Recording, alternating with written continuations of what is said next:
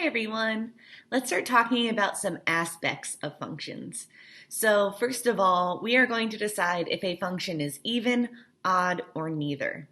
So the way to see if a function is even, algebraically, and you're going to have to show me algebraically on all of these, is that f of the opposite of x is equal to f of x.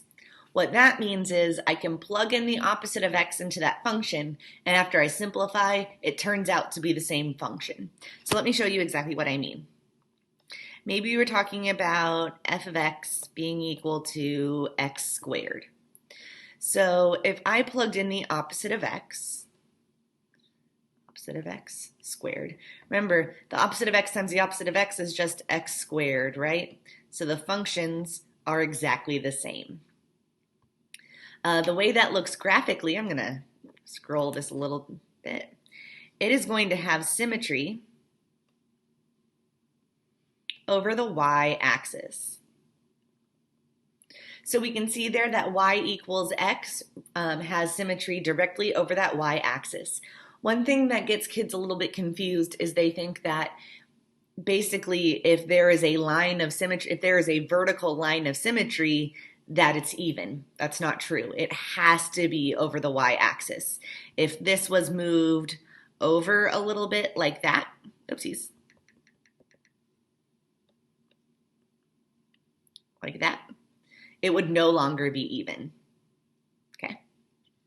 All right.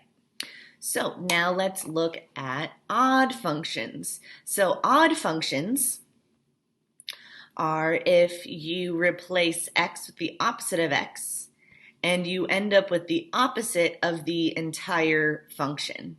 So for example, maybe we would have x cubed, sorry, f of x equals x cubed.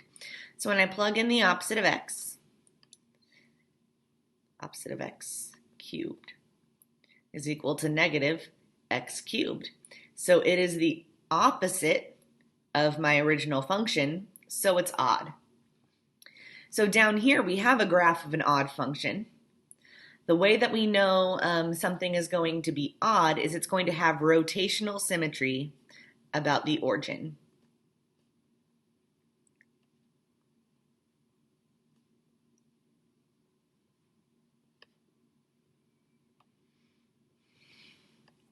So here's what you're going to do.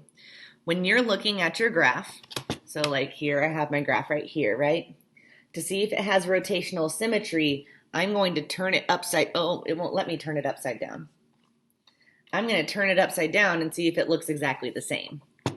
Pretend like my iPad let me do that, okay? So when we turn it upside down, does it look exactly the same? Yes, it does. So we're just going to turn it and make sure it looks the same. Okay. So it might be obvious, it might not, but if it's not even and it's not odd, it's neither. All right, so it's not that a function is either even or odd, it can be neither. So which function is even, odd, or neither? Prove algebraically.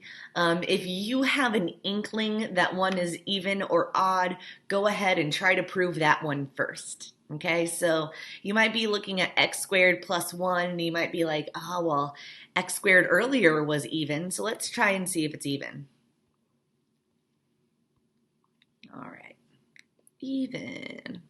So here's what we're going to do. We're going to replace the opposite of x in for x. So I have the opposite of x squared plus 1. Well, the opposite of x squared is just x squared plus 1. So this and this match. So that means it must be even. And since I went ahead and plugged in the opposite of x and showed that it was the same, that was me proving it algebraically. Okay, so it's not like a go through and write out a proof. It's just, hey, you remember the rule? Show me. Okay, now for B, you might be like, oh goodness, I don't know if it's even or odd. So what you're going to do is you're going to try both. Is it even? If I put in the opposite of x in for x plus 1, well, there's nothing else that I can do to get the square root of the opposite of x plus 1, I can't simplify that at all anymore, right? So it's not going to match. So that means it's not even. So if it's not even, let's try odd. So we'll plug in the opposite of x again. Once again, I can't simplify it, and it's not the opposite of the entire function, so it's not odd either. So that means it has to be neither or neither. To prove that something is neither odd nor even, you have to show that it's not odd or even. Okay, so you have to have both of those pieces there. The big deal here is the prove algebraically. If you tell me even, odd, neither, and that's it, that's not enough. Okay, over here on C, you might be looking at that 3 and thinking, ooh, I bet this guy is odd. So let's go ahead and try that first. So we'll put in the opposite of x, in for x. And then we'll simplify. Let's see, the opposite of x cubed gives me negative x cubed. And then I have negative 2 times negative x gives me positive 2x.